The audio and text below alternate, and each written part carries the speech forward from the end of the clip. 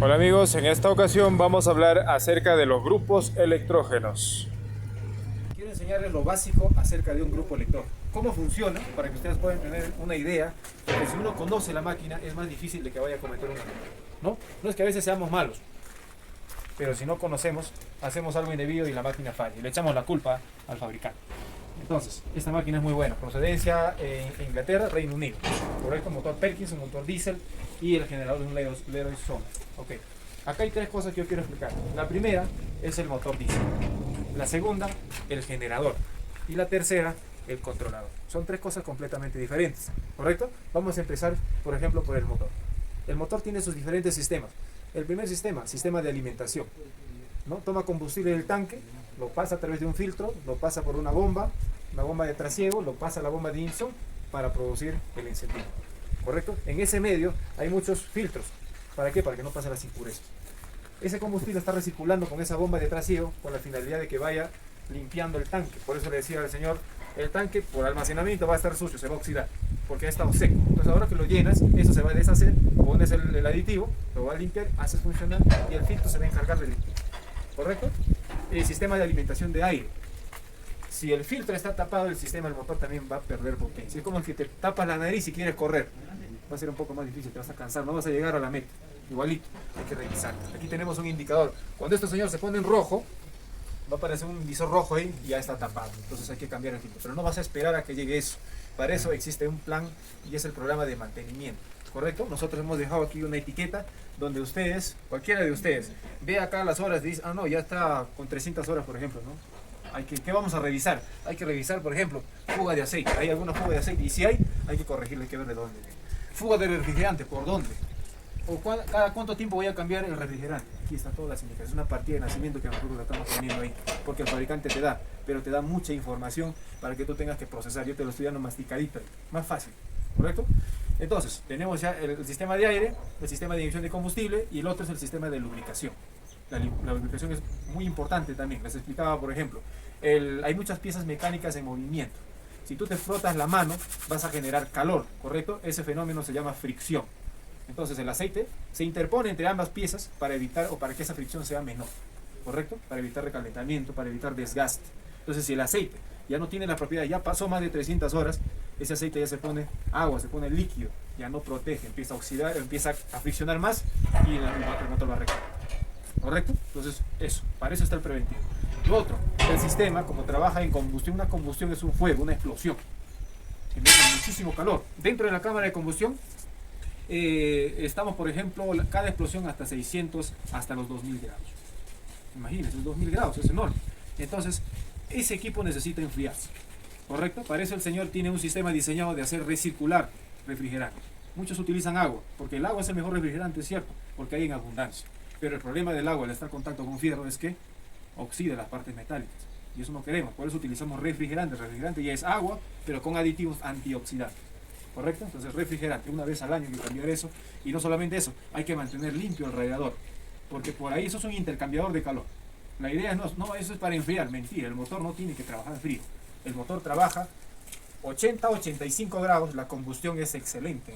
Si trabaja muy frío, empieza a tirar humo. Por eso que cuando tú arrancas tu carro petrolero más arriba donde hace más frío, te empieza a tirar humo 5 minutos y ahí recién se normaliza. ¿Correcto? Porque no debe trabajar, tiene que trabajar en 80 grados.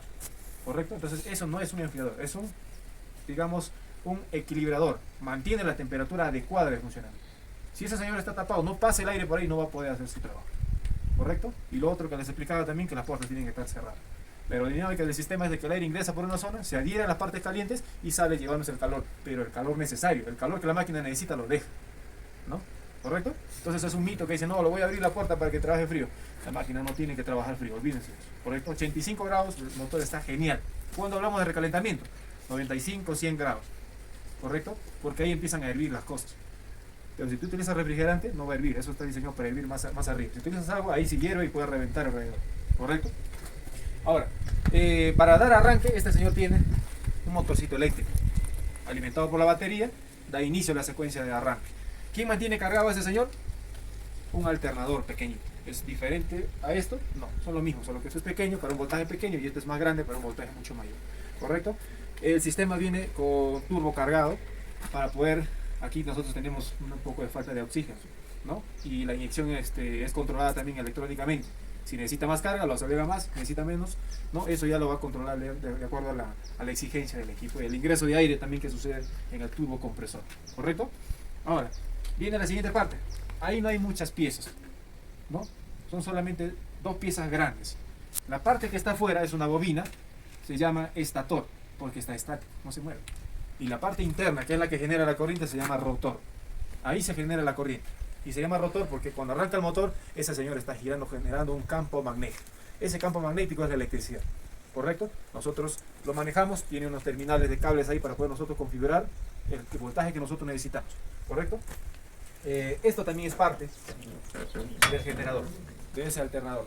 Este señor se llama ABR por sus siglas en inglés, que es regulador automático de voltaje. ¿Cuál es su función? Estabilizar la corriente. Yo lo puedo variar, lo puedo bajar, lo puedo subir por acá. Es un sistema automatizado ahí para mantener siempre fluctuando la corriente en un voltaje adecuado, ¿correcto? No hay muchas piezas ahí que ver. Ahora viene la parte de control. La parte de control es importante porque une a ambas cosas. Va a unir las fallas o el funcionamiento correcto del generador y las fallas y el funcionamiento correcto del motor y todos sus sistemas, ¿no? El sistema de ingreso de aire, el sistema de refrigeración, de lubricación, de carga de batería, el sistema de presión de aceite, ¿correcto? Él lo va a acumular a todo, lo junta y lo procesa a través de este controlador, ¿correcto? Este es el Power Wizard. Es un panel muy antiguo, pero muy eficiente. ¿Ok? Ahora, como dato adicional, Perkins es propiedad de Caterpillar. O sea, ustedes están frente a una máquina Caterpillar. No sé si acá dice Caterpillar. Vamos a ver. Mira, ¿qué dice? Caterpillar INC. Y ustedes van a ver incluso en el ramal eléctrico y en algunos pernos que está inscrito la marca CAT. CAT es dueño de Perkins y de Levi Sommer, de F.G. Wilson. Entonces, es una muy buena marca. Este señor toma esos datos, si hay algún error, manda a apagar. Si hay alguna falla, una parada, un suceso que va a afectar el funcionamiento, él te va a avisar. Y si tú no le haces caso, él lo va a apagar. Y si no resuelves el problema, él no te va a dejar arrancar, porque vas a malograr la máquina. ¿Correcto? Te va a salir una serie de códigos, una serie de alarmas. ¿Ok? Esta es la llave de pase para la salida corriente.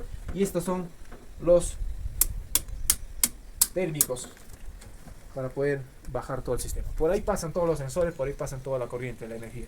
Entonces, si eso está bajado, no va a funcionamiento también. No va a haber corriente.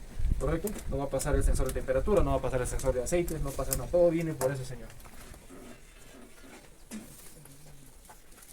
A continuación vamos a realizar las pruebas de funcionamiento del equipo.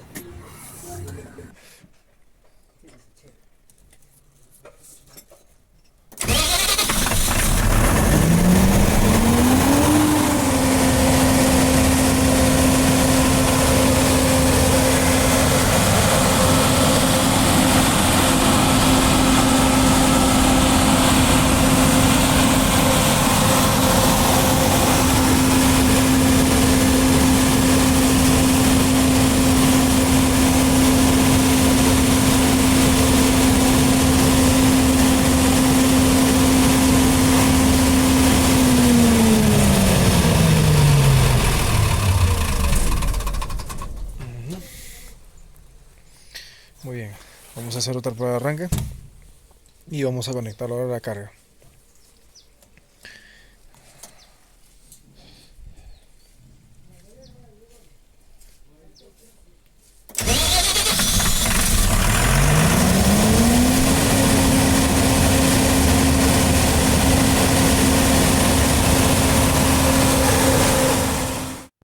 Gracias por ver este video, les invito a suscribirse, a darle like y compartir.